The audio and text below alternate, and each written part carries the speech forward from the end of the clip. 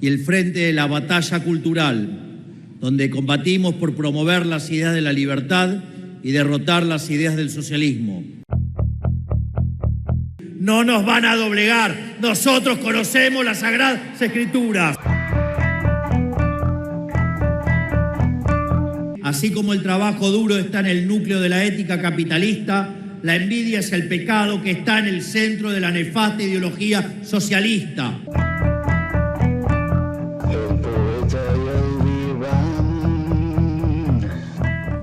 Para la izquierda, en cambio, el destino y las circunstancias en que uno nace determinan toda su vida y sus actos.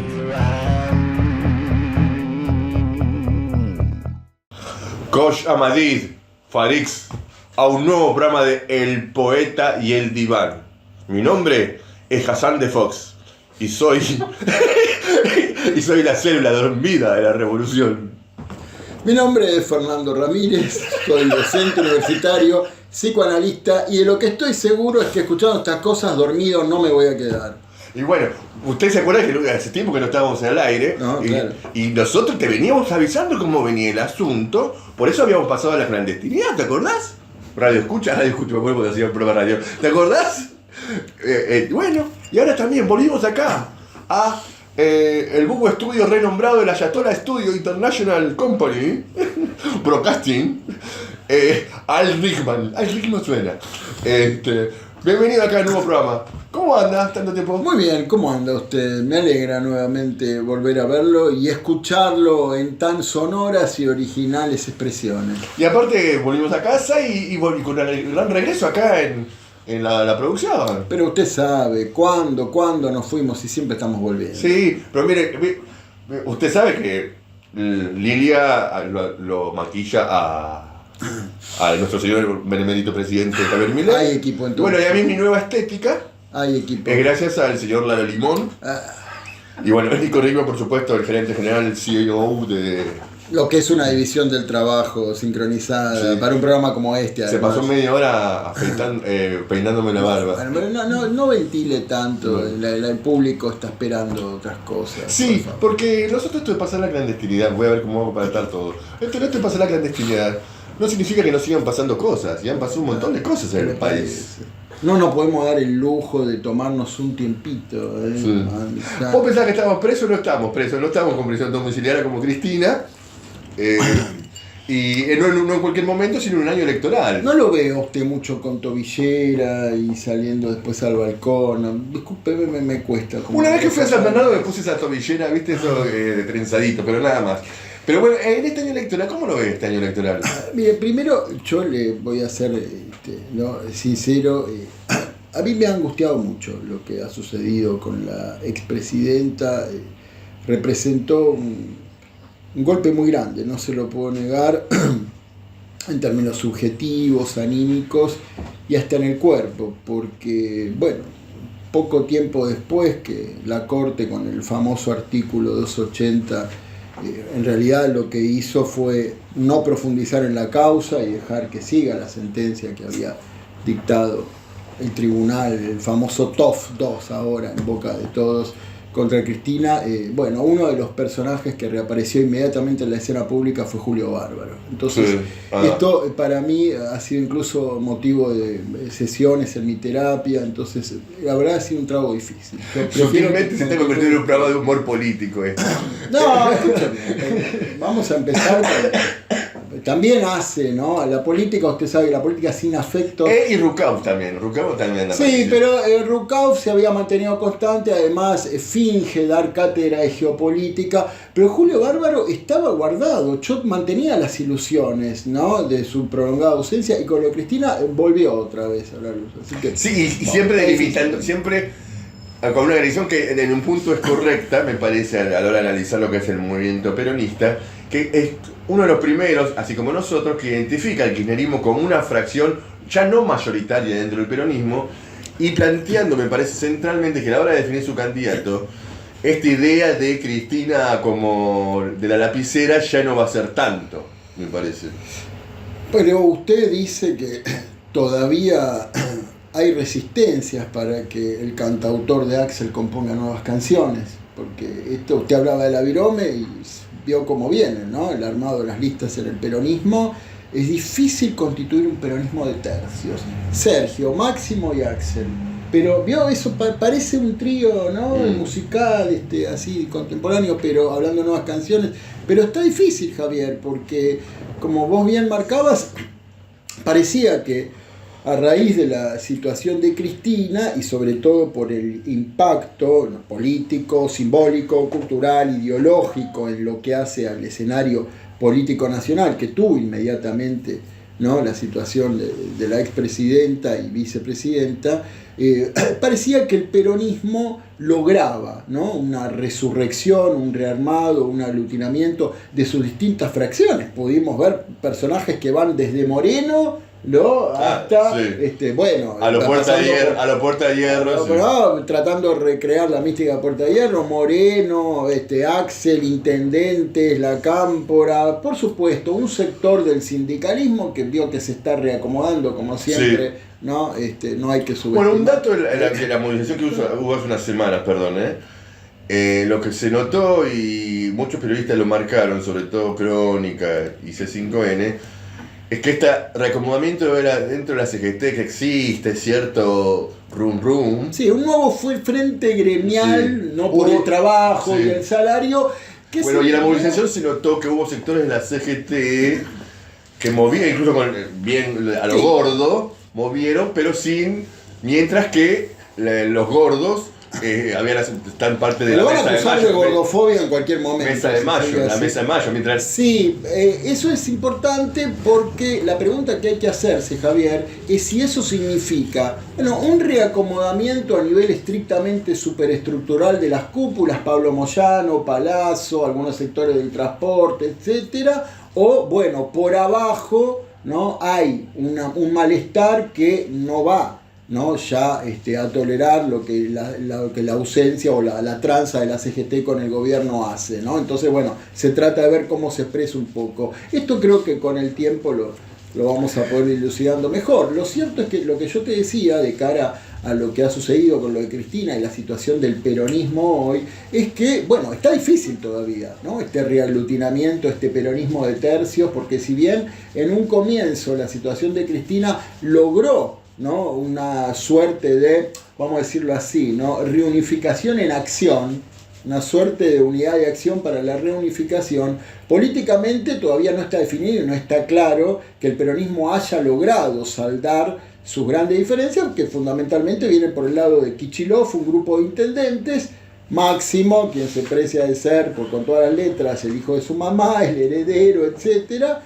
Y por otro lado, que ha reaparecido, nunca hay que subestimarlo, yo siempre lo dije, ¿no? Sergio Massa, para ver cuánto, cómo, de qué manera puede arbitrar este rearmado. Lo cierto, Javier, es que todavía no ha surgido o no conocemos una lista de unidad o una forma de ver cómo con la virome se pueden colocar. Bueno, pero ahí está la gran pregunta. Ahí tengo una pregunta para hacerle, porque claramente las elecciones en Buenos Aires son previas a las elecciones nacionales. Uh-huh. Y esto plantea que si bien el padrón electoral es mayoritariamente la provincia de Buenos Aires, ¿cuánto va a pesar a la hora del armado a nivel nacional en función de lo que dice Julio Bárbaro, de que muchachos no seamos porteñocéntricos y que el peronismo es mucho más que... El peronismo es mucho más que Capital y Buenos Aires. No, por supuesto, Javier, pero es que es muy difícil poder ahora trazar esa proyección, porque justamente, como decís vos, no pueden lograr todavía ponerse de acuerdo para las elecciones de provincia de Buenos Aires. Kicillof está a las puteadas en 18 idiomas, porque dicen que hay reuniones donde a él se lo ningunea, se lo deja de lado entre Máximo, Massa, etcétera, cuando en realidad Cristina había dado la autorización. Y están todas estas reyertas que en realidad son parte de una crisis más política y más programática que va mucho más allá de estas luchas de alcoba, ¿no? En rigor, de verdad, el peronismo no encuentra todavía un rumbo programático y político claro para ofrecer una salida a los miles de trabajadores que están sufriendo la crisis brutal de Milei en la Argentina, ¿no? Y en esa búsqueda programática lo que se está viendo, algunas cuestiones pequeñas, muy sutiles, es una suerte de pequeños giros a la derecha del peronismo y renegación de su pasado inmediato progresista. Lo vemos con Kicillof atentando contra la huelga, el derecho a huelga de los docentes. Juan Graboy también planteando esto de los docentes no sé cuánto. Docentes y médicos que no laburan al paredón. ¿Quién lo dijo? ¿El señor Cunha? No, el señor Graboy. Yo lo hablo mucho con los compañeros nuestros que están que son docentes o que son personal de salud. A ver, sobre todo los que tienen responsabilidad de dirección, los directores, los jefes de área. Flaco, vas todos los días y cumplís el horario entero y te rompes el orto. Y si no, al paredón. Si no, sos un traidor a la patria. Si no, sos peor que Milei.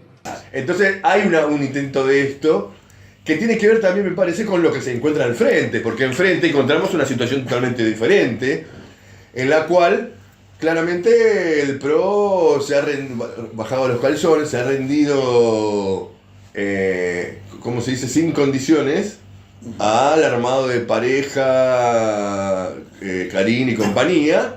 Sí, porque en definitiva los amarillos que estarían ya más cerca de definir el acuerdo con la Libertad Avanza son los amarillos violetas, ¿no? Es decir, Ritondo, Santilli, Montenegro, los que ya han firmado el libro de pases de facto hace rato hacia el gobierno, y Macri ha quedado en una situación muy debilitada, muy complicada por ahora. Ahora, Javier, esto que vos decías y marcábamos respecto a la imposibilidad del peronismo de ofrecer una salida real, ¿no?, para las masas en sufrimiento bajo la brutal crisis a la que nos somete este gobierno, está vinculado también a lo que ha sucedido hasta hace muy poco tiempo, y todavía vamos a transitar el curso de lo mismo, que son las elecciones, ¿no? Ustedes saben, estamos en un año electoral y nos encontramos con un fenómeno que ha ido en crecimiento, ¿no?, bajo las elecciones que se han hecho en distintas provincias, pero también empezando por las de Constituyentes de Santa Fe, siguiendo por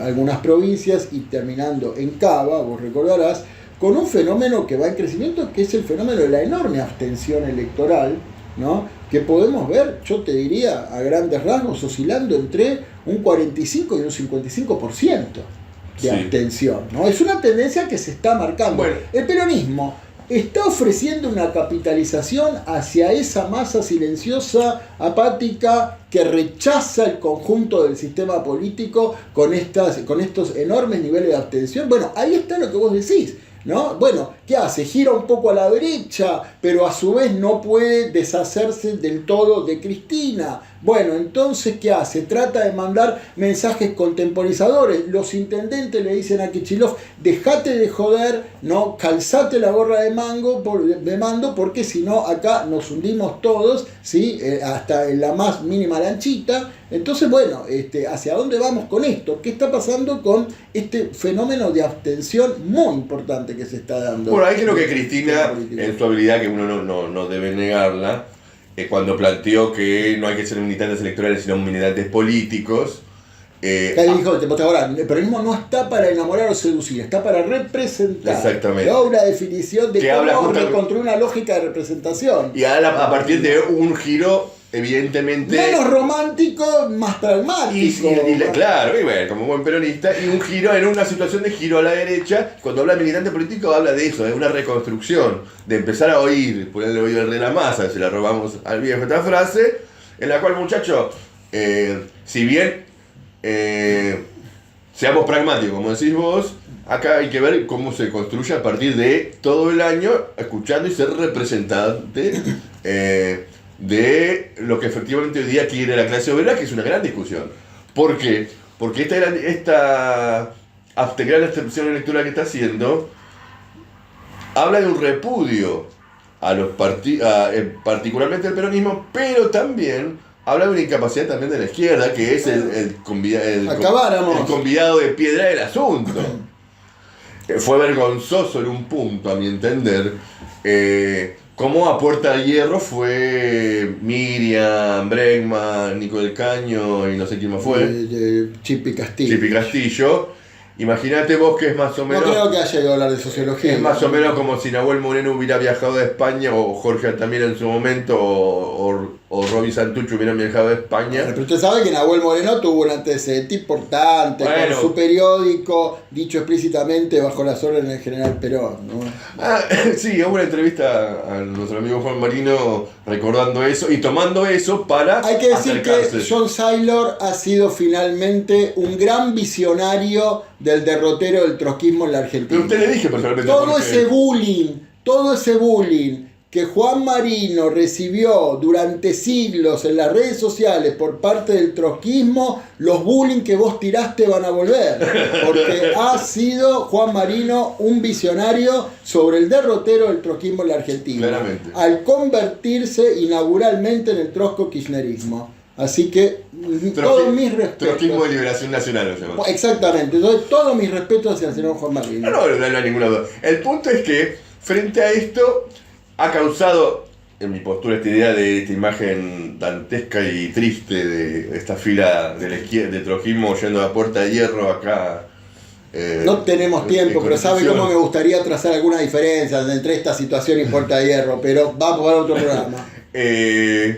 También ha ocurrido que ex militantes de izquierda, muchos que nosotros pudimos charlar en los pasillos, en las puertas del laburo, en las redes sociales, han condenado brutalmente esto, pero me parece que con un gran problema que es no distinguir dos cuestiones, que es una cosa es entenderlo como una proscripción política y otra cosa es entenderlo como un apoyo político. Me parece que hay una confusión que habría que darle un tiempo en su momento entre los compañeros para debatir. Los compañeros se han cansado de decir que diferencian, empezando por la dirigencia del FITU, que se han cansado de decir que ellos no prestan apoyo político, sino que se oponen a la proscripción. Ahora, después, ¿qué sucede en el grueso, en el conjunto de los militantes, tanto orgánicos como los ex militantes o esa periferia, ¿no?, que hace mucho tiempo ya tiene hoy la izquierda, particularmente el FITU en la Argentina? Bueno, eso es cierto, es algo que quizás admite una mayor heterogeneidad y habría que ver. Yo no sé si todos los que se han levantado contra lo que se entiende en este momento, como la proscripción y todo, bueno, hay gente que apoye políticamente. Yo lo que digo es que hay precedentes, posiciones, discursos, gestos, de los cuales después es muy difícil retornar, ¿sí? Salvo que uno cree que en política todo se resume al anillo de Grondona, que vos recordarás, todo pasa. Bueno, es una manera de concebir la temporalidad en la política, pero hay situaciones de las cuales después es muy difícil, ¿sí?, poder retornar, reconstruir, sobre todo, como vos bien marcabas, en una situación donde la izquierda está entre desdibujada, ¿sí?, en un importante retroceso en varios frentes de lucha, y hoy por hoy muy absorbida por la situación en la que está el peronismo y particularmente el kirchnerismo. Entonces, bueno, está como muy difícil, ¿no?, poder después de tener toda la autoridad, ¿no?, y la claridad para decir esto no es apoyo político, sino que es un alzamiento político contra la proscripción. Está muy difícil, Javier, hay que ganar una autoridad política para eso. Ahí está el punto. Yo creo que la izquierda todavía no está a la altura. Ahí está el punto, porque está pagando caro 30 años de sindicalismo. Es decir, esta concepción que existe en los partidos de izquierda, el conjunto de la izquierda, sea el FITU o fuera del FITU, esta concepción de que en realidad el trotskismo, lo diga de palabra o no, los trotskistas somos los delegados más honestos, los luchadores más consecuentes, y esta concepción que incluso es antidialéctica, esta idea de que por sí mismo uno cambia de calidad. Entonces yo soy el mejor militante sindical y por lo tanto en algún momento mi compañero de laburo me va a apoyar políticamente, se está pagando caro, porque no hay un laburo político específico que implica una delimitación política clara del peronismo. La izquierda siempre ha tenido también, y vos lo recordarás, ¿no?, un salvoconducto discursivo que durante un tiempo ha tenido un correlato en la realidad, y es, bueno, no se expresa en las urnas, ¿sí?, el apoyo político de la izquierda, pero en las calles, en los frentes sindicales, ¿no?, en determinados territorios de lucha, siempre estamos. Bueno, yo creo que hoy incluso esa situación empieza a ser complicada para la izquierda, porque es cierto que la izquierda está en los juzgados, con los docentes, con el Garrahan, pero la pregunta es cómo, de qué manera, bajo qué orientación, y si es, y digo, ¿y cuánto va a costar después retornar de esto? ¿No? De esta absorción que han sufrido por el problema del kirchnerismo y cómo han quedado, a mi juicio, extremadamente ligados, ¿no?, a la agenda de Cristina. Entonces, bueno, ahí está el punto. Ya no basta, Javier, con la documentación empírica que acredite nosotros aquí estamos, ¿sí? Me parece que es hora ya de revisar esto, ¿no? Porque si no, de lo que se va a tratar es la letra muerta. Exactamente. ¿Sí? Y creo que esa discusión es la que tienen que dar los compañeros dentro y fuera de las filas de los partidos trotskistas, dentro del movimiento comunista, como yo a veces lo defino. Así terminamos por uno que amerita seguir avanzando en otros programas este sí, tema. pero usted sabe, tenemos que crear un poco de suspenso. Si alguien se acuerda, pues nos mira, ¿no? Claro, que nosotros seguimos intentando. Exactamente. Así terminamos el primer bloque de este nuevo programa de El Poeta del Diván, en su segunda temporada, programa no sé cuánto, 5, 6, no me acuerdo ya. No, un poco más. Así terminamos, nos estamos viendo próximamente en el segundo bloque. Bueno, acá en Georgalo, la gendarmería de Bullrich, en vez de ir a buscar a los cómplices de Narcodelta, de Massa y de Kicillof, vino a reprimir a los trabajadores de Georgalo y a todos los que vinimos en acción solidaria para la reincorporación de los 5 despedidos ilegales. Esto es la responsabilidad del gobierno de Milei, de Patricia Bullrich, que en este momento están anunciando por boletín oficial el despido de miles y miles de estatales. Segundo bloque de El Poeta y el Diván, segunda temporada, programa no sé cuánto. Acá, hablando de las anécdotas con Nelson Castro. Ah, sí, bueno, pero usted también. No se puede comentar nada con usted. Como decían los viejos, un estómago resfriado. Bueno, pero para que, es que, viste que está allá, lo mandamos a... Sí, una vez tuve la dicha de que Nelson Castro me entreviste cuando fue la represión en Brugman y estábamos en la Facultad de Psicología, y Nelson, con la persuasión que lo caracteriza, insistía que que en ese momento habían actuado infiltrados, y yo le decía, Nelson, de ninguna manera, fue una represión brutal, sí, responsabilizamos a Dualde, a Ibarra, contra los trabajadores. Usted dice que nuestro enviado especial pero también Fernando, es así. Yo le digo que en ese momento pude conocer mejor periodísticamente a Nelson. Fue eso. Vamos a lo importante. No, pero esto es porque tenemos que a ver si logramos la comunicación con Nelson Limón allá desde Teherán. Nuestro enviado especial. No sé si vamos a volver a la El comunicación. Poeta y el Diván. Esperemos poder, claro, Sí. repatriar su voz. Pero ¿y todo esto sabes por qué lo mandamos? Porque claramente acá venimos de lo que el señor Trump ha denominado la guerra de los 12 días. Uh-huh.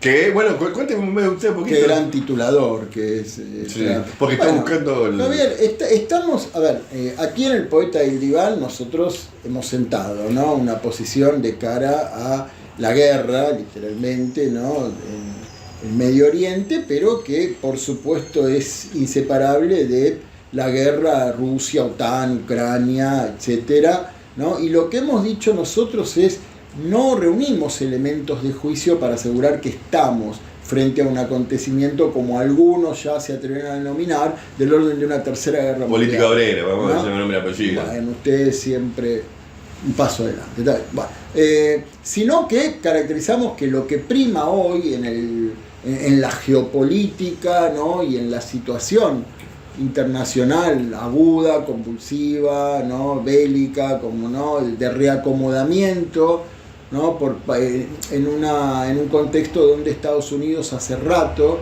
¿sí?, que está hackeado en su rol de gendarme mundial, porque afronta los desafíos enormes, por un lado, de la guerra Rusia, la OTAN, Ucrania, etc. Por el otro lado, el crecimiento de China, la otra gran potencia capitalista. Decimos, estamos frente a los vericuetos, los efectos de una guerra comercial a nivel mundial, ¿no? Claramente, que igual convengamos que esta guerra de los 12 días puso en crisis, o amagó con poner en crisis esta tesis, la guerra comercial, pero que él justamente terminó confirmando el carácter comercial de esta guerra, en la cual el punto clave a la hora del fin de esta guerra fue cuando Irán amagó con el estrecho de Hormuz. Con el estrecho de Hormuz. Entonces dijo, muchachos, si vamos a la guerra acá, yo bloqueo el estrecho de Hormuz, se termina el petróleo para el mundo, y ahí todos saltó China, saltó Rusia, saltó Estados Unidos. No, pará.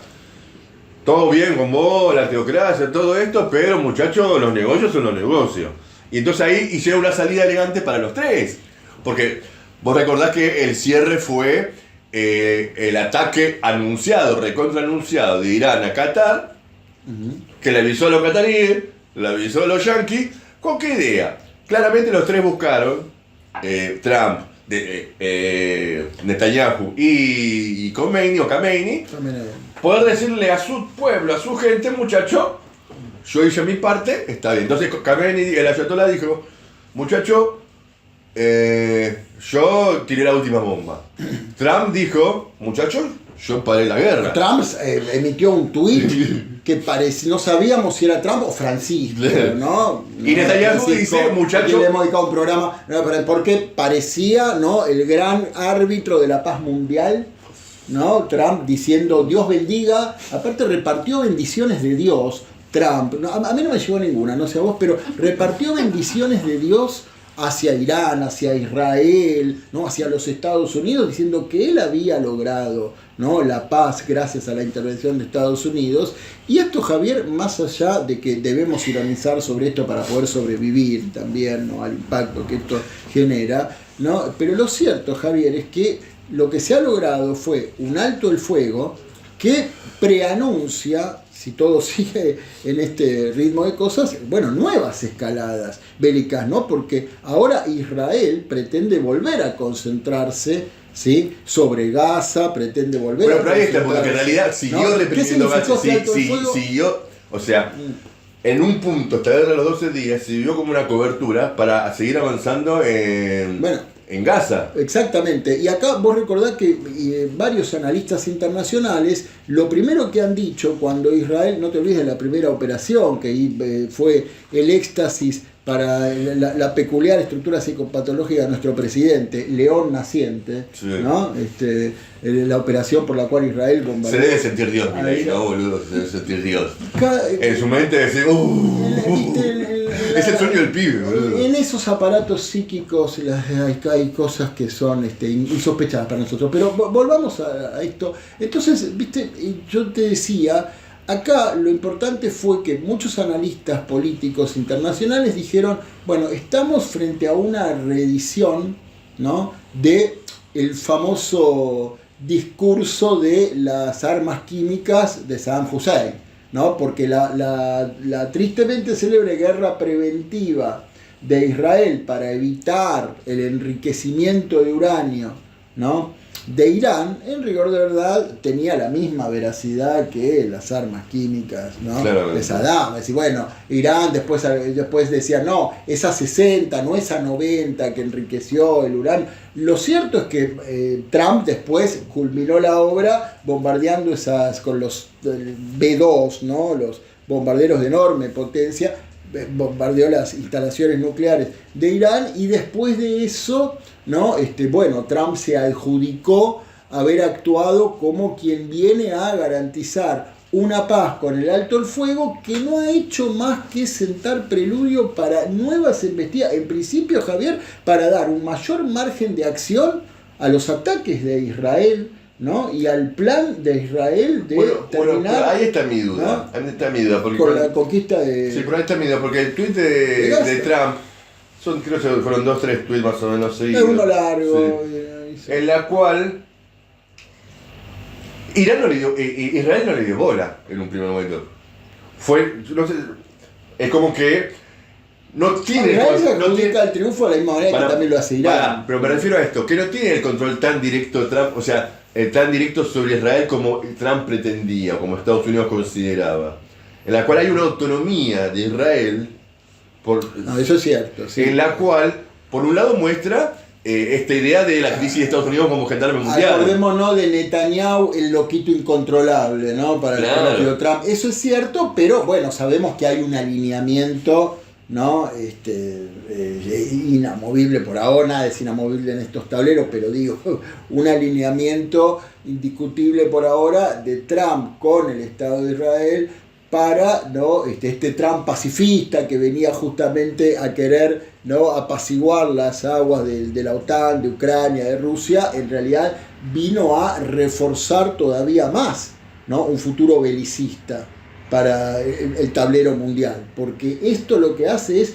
permanentemente facilitar y habilitar, ¿no?, Sí, las embestidas de pero yo Israel insisto, pero contra el pueblo gazatí. sí, por supuesto, pero en términos, por eso yo insisto con esta idea, en un Estados Unidos en retroceso. No, es eso decir, sin que duda. su autoridad política mundial, si bien Trump se presenta, quien el premio Nobel de la Paz, se presenta como el que quiso, muchacho, yo pongo orden porque soy el general mundial, y logró más o menos de alguna manera conformar a todos, habla de que Israel se ha convertido, debe haber una palabra, no se me ocurre, pero como el disco rebelde, la oveja negra, o de alguna manera, como algo incontrolable, como dijiste. Sí, es el socio díscolo que Trump no logra, porque nadie está diciendo que, como vos bien marcás, bueno, Trump es el ventríloco, ¿no?, de la política de Netanyahu, pero sí estamos hablando de un alineamiento político por el cual hoy Trump en los Estados Unidos necesita ahí, ¿no?, tener ese apuntalamiento para no perder, ¿no?, su poder respecto a un dominio esencial en Medio Oriente, que ahí viene justamente, como decíamos, la caja de resonancia en la guerra comercial contra China, ¿no? Digo, es imposible no tratar de entender, es imposible desligar, ¿no?, el crecimiento, la potencia de China, ¿no?, lo que está sucediendo hoy con el papel de China en la economía mundial, con lo que significa, ¿no?, la política de Estados Unidos, ¿sí?, de una política literalmente belicista, ¿no?, de todo lo que ya sabemos que está apuntalando en Medio Oriente para, como vos bien decís, no continuar debilitándose en esta situación. Y si bien Trump sabe que, su visión de lograr el recupero histórico del gendarme mundial para Estados Unidos es remota, no deja de intentarlo, ¿no? Y claro, eso al mundo le cuesta. Y con dos datos interesantes que muestran justamente que era quizás el único triunfo posible político de Trump que podía presentar. ¿Por qué? Porque no hay que recordar, primero, el quilombo que tiene con los amigos buenardos de arriba de Canadá, en la cual le puso los puntos que está en esta cosa arancelaria y que Canadá se le plantó. A diferencia de lo que uno puede ver en Hollywood, sí, de que son gente buena a caballo y siempre listo, tipo Boy Scout, los canadienses se le plantearon, le pusieron una serie de aranceles y que ha perjudicado y que... China también tuvo que retroceder. Sí, claro, amenaza con continuar un poquito. Y por otro lado, este dato lo leí hace poco, en la cual, yo no sabía, Trump hace 6 años en su gobierno anterior había bloqueado la formación de una suerte de tribunal de arbitraje de la Organización Mundial de Comercio, y que hoy día Bélgica, Alemania y con cierto aval de Francia están avanzando en instalar ese tribunal de arbitraje más allá de que Estados Unidos no quiera. Uh-huh. Es decir, Trump está buscando, muchachos, la OMC, si no es títere mío no sirve, la OMC está buscando una política propia que implica objetivamente... A pesar de que Europa tuvo, en general las potencias europeas tuvieron un papel de genuflexión espantoso durante la guerra OTAN, Rusia, Ucrania, claro, ¿no?, de cara a los Estados Unidos. Entonces está hablando de que los triunfos, Medio Oriente se convirtió para Trump también de alguna manera en el único triunfo político que podía tener a corto plazo. Sí, por eso digo, Trump no escatima recursos a la hora de recuperar el papel del gendarme mundial. Primero, puertas adentro, las deportaciones masivas, las persecuciones a los estudiantes universitarios, vamos a retomar eso después, que se levantan contra la masacre del Estado de Israel hacia los palestinos, todo lo que es la rebelión de los inmigrantes, ¿no? Por un lado todo eso, ¿no?, puertas adentro, y puertas afuera, como vos decís, ese freno que intentaron ponerle desde la OMC, la guerra comercial con China, un Israel que cada tanto se le autonomiza y puede, digamos, complicarle algunos gestos de negociación como los que intentó tener con Putin para ¿no? frenar ahí. Igual Putin lo reivindicó a Trump, ¿viste? Sí, bueno, pero porque son... Putin y Trump, en definitiva, usted sabe. Yo creo que cada uno de ellos debe tener un portarretrato del otro en alguna mesita de luz. Eso, ¿qué quiere que le diga? No quiero pecar de psicoanalista, pero algo de la identificación en ideal, etcétera. Claramente. Dejemos eso y vuelvo, Javier, porque esto es importante, ¿no? Entonces, bueno, Trump dijo, bueno, dale, Vladimir, calma a los iraníes, yo calmo a los israelíes, vamos que vamos, ¿no? Vemos que vamos, y mientras tanto, B2, bomba, etcétera.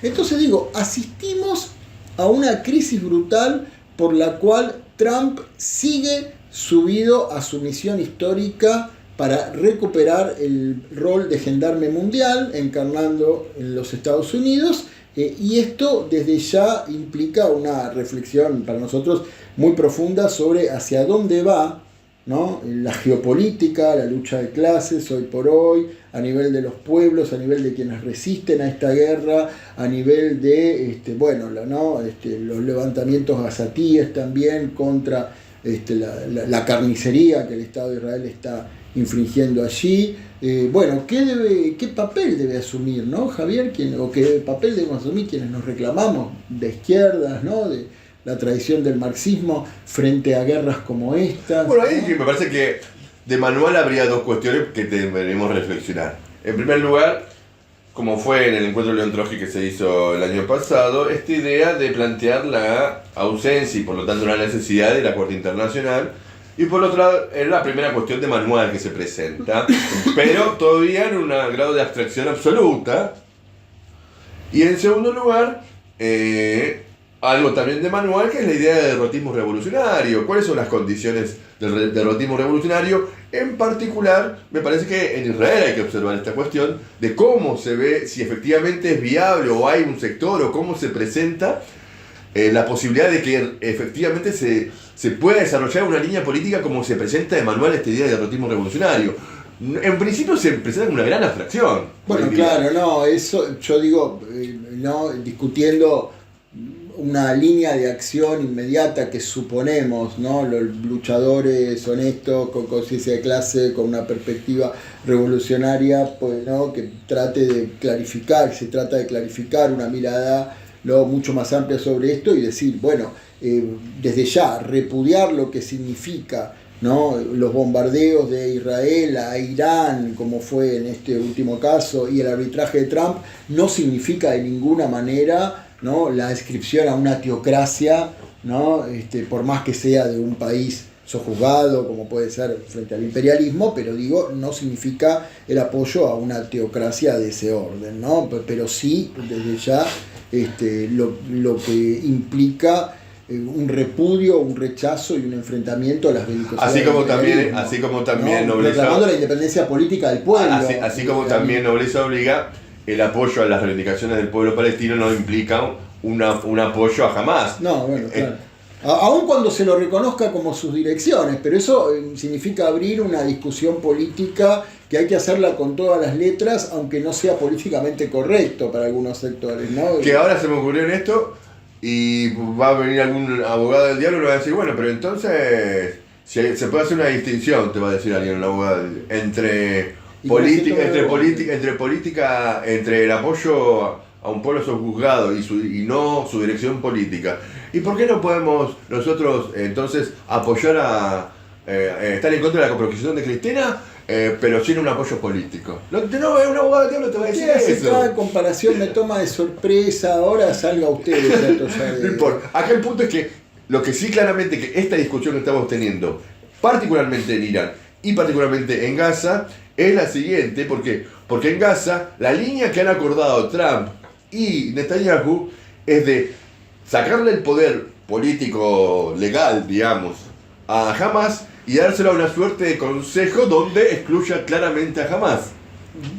Entonces hacer una suerte. Recordemos que Irán venía muy debilitado también, ¿no? Por lo que sucedió con Hamas, por lo que sucedió con el Hezbollah, por lo que sucedió en Siria, ¿no? Con la caída de Al-Assad. Claro. Bueno, y estábamos frente a un Irán debilitado en ese sentido, pero que Israel lo tomó como punta de lanza para investir, reafirmar. Por ¿no? eso, por un lado tenemos lo de Hamas, que está en crisis como dirección política dentro del pueblo palestino, y reaparecido alguien en Irán que hacía mucho no aparecía, que es el hijo de Reza Pahlavi.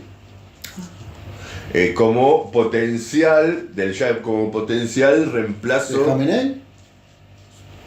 Pues mire usted, porque además de todo, Es un príncipe. tuvieron unas cuantas bajas de científicos y militares, ¿no? Sí. Pero hay que ver cómo se lo organiza Irán ahí con Sí, lo que está planteado entonces esta es. figura de proyección que vos decís. Sí. Entonces, volviendo a este punto, para entrar en el tercer punto, me parece interesante, cuando hablamos de esta idea de cómo es importante de una posición de izquierda saber que la derrota, el triunfo del pueblo palestino, implica una lucha al interior de Palestina contra los gobiernos más reaccionarios como Hamas, y a la vez en Israel mismo también implica una lucha contra un gobierno fascista como el de Netanyahu. ¿Cuál es el potencial? Y me parece clave para esto entrar en su terreno, mi querido Fernando, en el próximo bloque, que es justamente cómo es la conciencia política, cómo se construye un aval político de esta característica, que en las redes sociales se ha visto un montón de apoyo político brutal, y que muchas personas claramente están diciendo hay que matar a los palestinos. ¿Cómo se construye esa conciencia? Lo dejamos para el tercer bloque. En el tercer bloque haremos lo que podamos. Así terminamos el segundo bloque del Poeta y el Diván. Apóstol Ledesma, hijo, debt free. Está edificando un templo para 15,000 personas value sin deuda, pesos. en pesos devaluados. So, Apóstol Ledesma, tú te recuerdas cuando fui a tu iglesia y tenías 100,000 pesos argentinos. Hijo de puta, alcahuete. Y Dios cambió esos 100,000 pesos argentinos a 100,000 dólares. Pesos. Cuéntale un poquito. Escuchen. Estábamos por comenzar la construcción del Templo Grande. To the big temple. Decidimos que íbamos a mirar a fondo qué teníamos de reservas, qué es lo que habíamos logrado ahorrar hasta ahí. Y la cosa no termina acá. Entonces hablamos con la contadora que está por ahí, hicimos un arqueo de todas las cosas. Cada uno preparó lo suyo. Dijo, pastor, falta que usted tiene una caja de seguridad en el banco. ¿Podemos poner lo que acaba de decir? Falta que usted tiene una caja de seguridad en el banco. Repito porque vale la pena. Falta que usted tiene una caja de seguridad en el banco. And Donde, they said, pero sabemos que esa no se tocó. Le digo, no, pero ya que estamos haciendo bien, voy a ir a contar de nuevo lo que tenemos. En el papelito decía que nosotros habíamos comprado, que teníamos ahí guardados 100,000 pesos y que yo había sacado 6,000 de ahí para comprar dólares. Lo entiendo, ¿cómo qué significa? Saqué la caja y miro adentro I look inside. y digo, no, esta no es mía. Y me dice la empleada del banco, sí, es la suya. Entonces, Puede haber más. Seguimos. Escuchen. Reviso de nuevo y conté y había 96,000 dólares. Los mismos. Wow, no las creo. Qué bendición. Ese día nos cayó la fe para entender que el que iba a edificar ese templo grande era él y no nosotros. Seguimos acá en el Poeta y el Diván, segunda temporada. Acá, Salam Aleikum. Venimos acá. Es un tema intenso. Y quiero hoy exprimirla a usted, mi querido Fernando. Porque hay un Y tema. gratis, ¿no? Y gratis, sí. Acordate, @el Poeta y el Diván, los encontrás en Instagram y en TikTok ya no estamos. Y como Javier Ramírez Vamos a volver en también en Facebook. TikTok. Y acordate, nuestro canal, suscribiste. Sí, si te gustó, llegaste hasta acá, suscribiste. Así llegamos a los 500 suscriptores y sorteamos finalmente el libro que tenemos ahí dando vuelta. Suscribite, poné la campanita, así recibís todo nuestro programa. Por supuesto, Ahora que estamos en un nuevo Nosotros auge. en YouTube, en Instagram, en Facebook y en TikTok vamos a volver. Vamos a volver. Y si querés aportarnos, canal.poeta.divan. Y perdón, y en X. Y en X. También. En X también En estamos. X, por favor, no se olvide. Bueno, quiero exprimirlo a usted, mi querido Fernando. Y si no hay Porque hay un ángulo que no se está hablando sobre la política de Israel, del Estado de Israel hoy día, que ha logrado un gran apoyo popular En cuanto a esta guerra, por lo menos de todo un sector que se presenta de manera fanática al punto en el cual nosotros no solo encontramos en la embajadora de Israel y una funcionaria de Israel diciendo no hay niños inocentes, no creo que haya niños de 5 años inocentes, sino que encontramos también en la población muchos jóvenes que atacan cristianos. En Jerusalén se han visto videos donde están atacando cristianos. Hemos visto donde en Estados Unidos, donde ante municiones palestinas, israelíes han robado la bandera palestina. Estamos viendo muchos debates en torno a judíos ortodoxos debatiendo con sionistas en torno a este problema y la acusación de...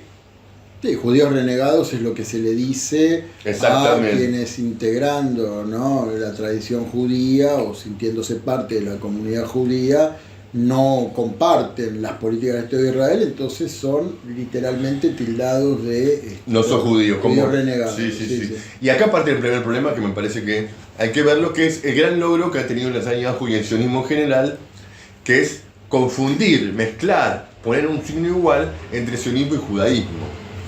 Sí, para utilizar una expresión hoy contemporánea, es otro efecto de una batalla cultural, ¿no?, que por parte del sionismo se ha logrado. Acá una reconocida, tristemente reconocida periodista que milita en las filas, ¿no?, en estas filas, decía que el antisionismo era una forma del antisemitismo moderno. Romina Mangel, ¿no? Dice usted sabe que me gusta decir los nombres. A mí no me gustan los misterios. No los meta a juicio, Romina. Salam aleikum.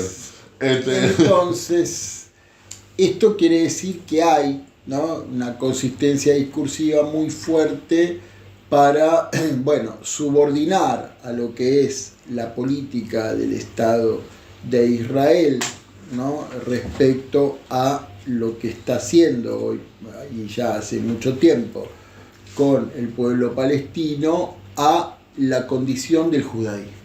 Exactamente. ¿No? Pero es tan fuerte. La condición del judaísmo, Javier, termino con esto, la condición del judaísmo desde esta política de Estado se reduce justamente a la identificación del pueblo-Estado, ¿no? Esto es importante porque la tradición judía lo que reza es, el pueblo elegido, ¿no?, la concepción desde el Antiguo Testamento, todo lo que podemos saber, pero acá, Javier, desde la fundación del Estado de Israel en adelante, particularmente, lo que tenemos es esta identificación del judaísmo como pueblo-Estado. Y me parece que eso es una identidad, ¿no?, efectivamente, que no da lugar o que viene como a pulverizar toda otra cuestión, ¿no?, en torno a, cómo, por un lado, reivindicar lo que serían, ¿no?, las mejores tradiciones o incluso quienes están en el judaísmo, la pertenencia al judaísmo, ¿no?, con independencia política y claramente un antagonismo hacia las políticas de Israel como Estado. ¿No? Esto es lo que hay que, me parece a mí, poner en cuestión. Claro, ¿no? porque me parece que existe, vos mencionaste a esta periodista que llamaremos, y la RM la llamaremos, que ella abiertamente... hay unos dirigentes de izquierda procesados acá en la Argentina, ¿no?, como es Alejandro Bodar y Bailina Biasi, justamente con la falsa acusación de antisemitismo, porque ellos se han proclamado abiertamente en defensa del pueblo palestino, ¿no? Pero apunto a esto. Y donde esta periodista ha tenido un rol fundamental para la persecución judicial. Sí. ¿no? Pero hay esta idea de la identificación, la presión que significa social para una comunidad determinada como la judía, en la cual observamos acá en la Argentina que encontramos a la Romina Mangel o los Jonathan Viale abiertamente defensores del Estado de Israel y que justifican el genocidio en Palestina, pero después encontramos toda una serie de periodistas de origen judío que eligieron callarse la boca. Y acá es importante en esta idea de pueblo-estado, porque en un punto está el temor de ser condenado y de ser considerado Judenrat. Existe ese temor en estos periodistas, en la cual se callan, por más que claramente uno apuesta, digo yo, a que condenan el papel del Estado de Israel, porque en un punto significa psicológicamente, quizás, culturalmente, lo ven como una tradición a sus propias raíces.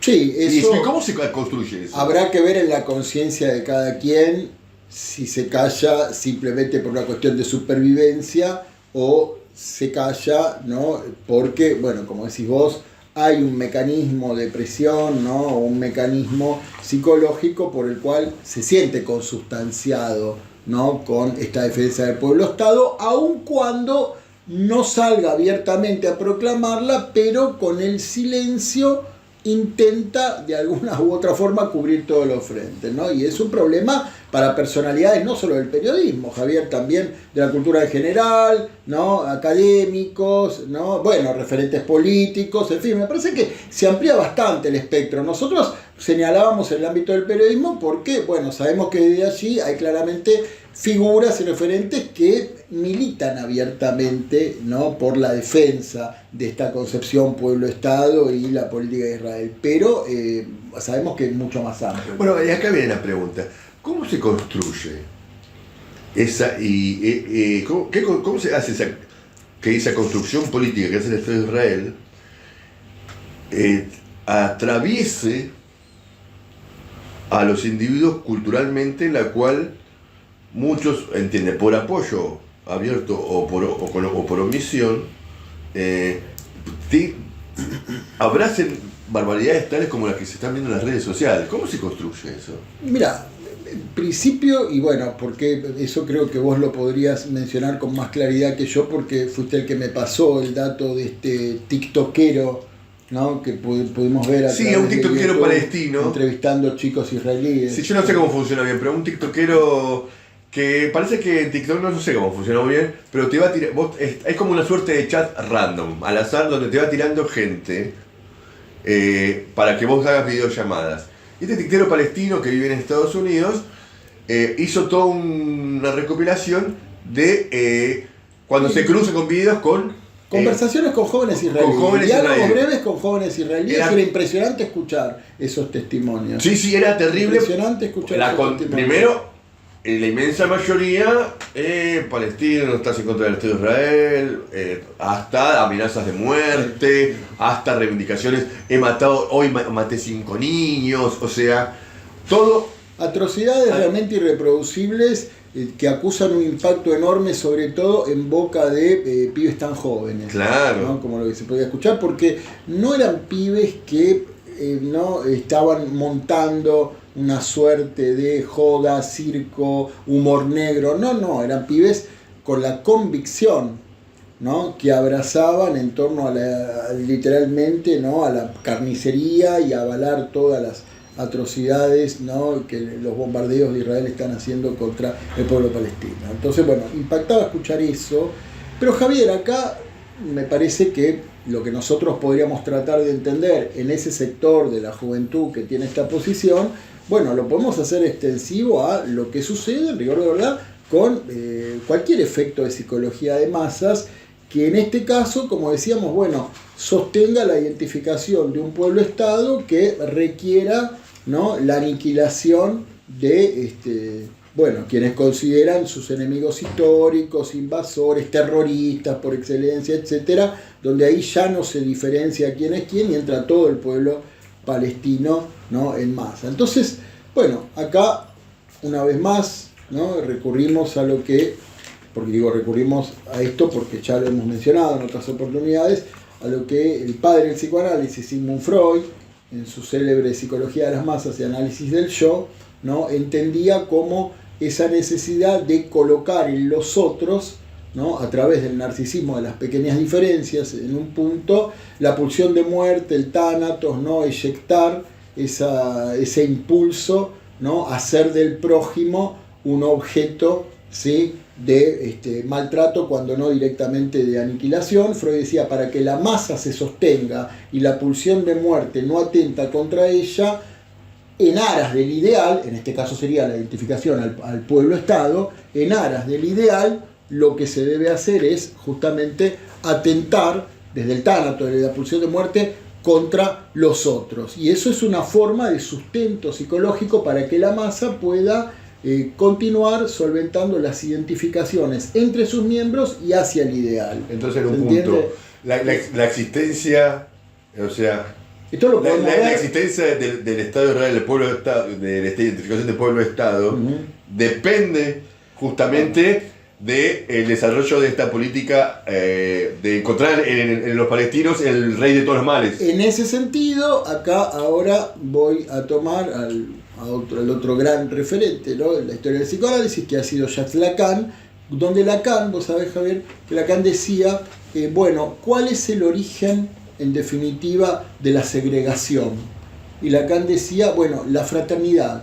No hay fraternidad sin segregación. Yo estoy con vos porque no estoy con el otro. Lacan decía exactamente, ¿cómo podemos subsistir grupalmente separados, pero separados, ¿no?, a la vez que estamos juntos, separados de los otros? ¿Cómo podemos considerarnos hermanos o fraternos por ese mecanismo constitutivo y estructural en las relaciones humanas, marcado además simbólicamente y por el lenguaje, que es la segregación? Entonces Lacan decía, bueno, en ese sentido la segregación es un elemento estructural para que se justifique una fraternidad y un grupo, ¿no?, apartando de alguna manera a los otros. Ahora, Lacan también advertía, ¿no?, que bueno, él decía, bueno, encontramos muchos fenómenos de la segregación, no solo, él hablaba del nazismo, pero hablaba también de los mercados europeos, un anticipo que hacía Lacan en los años 70 de la Unión Europea, hablaba de la propia segregación que la ciencia al servicio del capitalismo hace, porque en aras de promover los grandes consumos en el mercado deja muchísima gente afuera a través de la desigualdad que el propio capitalismo produce.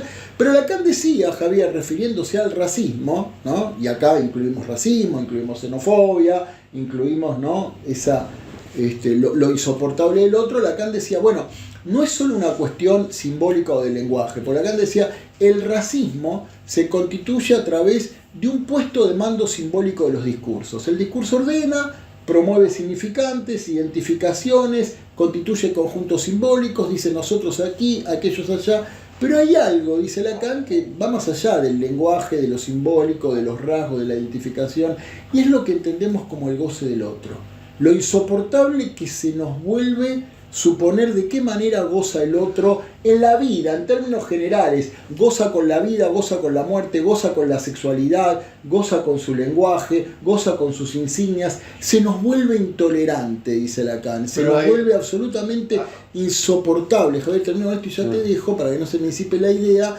Por lo tanto, dice Lacan, ahí ya no es un problema solo del orden del lenguaje, los discursos.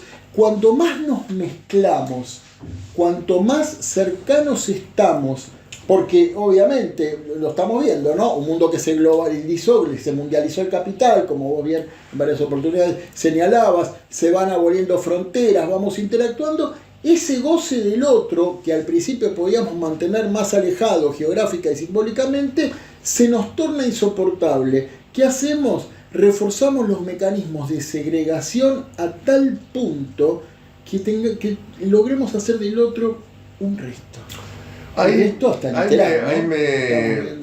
Tomando lo que vos decís, me hizo pensar en dos cuestiones. Primero, el fenómeno en Estados Unidos que está ocurriendo, de muchos latinos, cubanos sobre todo, que incluso hicieron campaña por Trump. Sí, ganó con un enorme porcentaje. Muchos fueron deportados. Y tal cual lo presentaron tratando de traducir, no sé, corregime, es esta idea de, yo soy un latino que vive en Estados Unidos, me hice el América, trato de vivir como un americano, y tratar de vivir como un americano implica hoy día sacar a los otros latinos. Bueno, exacto. Entonces yo, para sentirme más norteamericano, más estadounidense, parte de eso constitutivo tiene que ser, lo quiero más mexicano. Otra vez, para que haya fraternidad latina norteamericana, debe haber segregación, ¿no?, de esos otros latinos, a tal punto que sean un resto deportable. Vos mismo lo acabas de decir. Y después hay dos fenómenos nuevos también que están relacionados, me parece, que es España e Inglaterra están en una discusión cultural de estas características fenomenal. Senda negra. El ataque. Pero el ataque. Claro, eso viene. El tema de la extrema preocupación de todo un sector de españoles, no solo esta discusión sobre si es hijo o no es hijo, esto lo otro, si es ciudadano o no, sino con el avance sin ninguna connotación negativa, del Islam en España.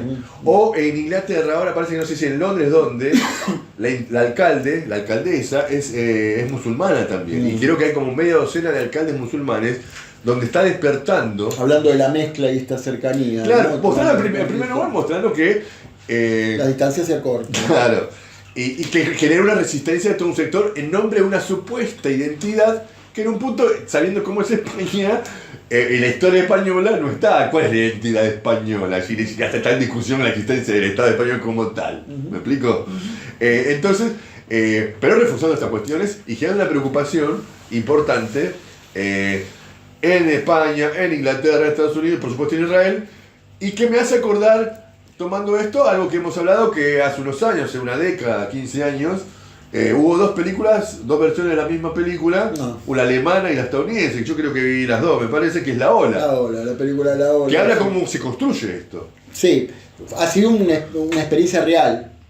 En una, no recuerdo ahora, creo que en una universidad, una experiencia real donde un profesor, no vamos a spoilear del todo la película, la recomendamos, por supuesto. La Ola. La Ola, recomendamos ambas versiones, a mí me gustó más la última, pero bueno, donde un profesor hace una experiencia, ¿no? De cara a sus alumnos, bueno, de alguna forma, ¿no? Creando un clima de suspenso, misterio, a la vez que seducción, ¿no? Para la obediencia hacia un líder que no se sabe quién es todavía, que no se sabe de quién se trata, pero este profesor brinda todas las condiciones en su discurso para justificar por qué habría que rendirle un tributo a este líder. Claro. Y finalmente cuando muestra quién es este líder, bueno, ahí aparece un experimento que surgió a partir de la pregunta de un alumno, si mal no recuerdo. Sí.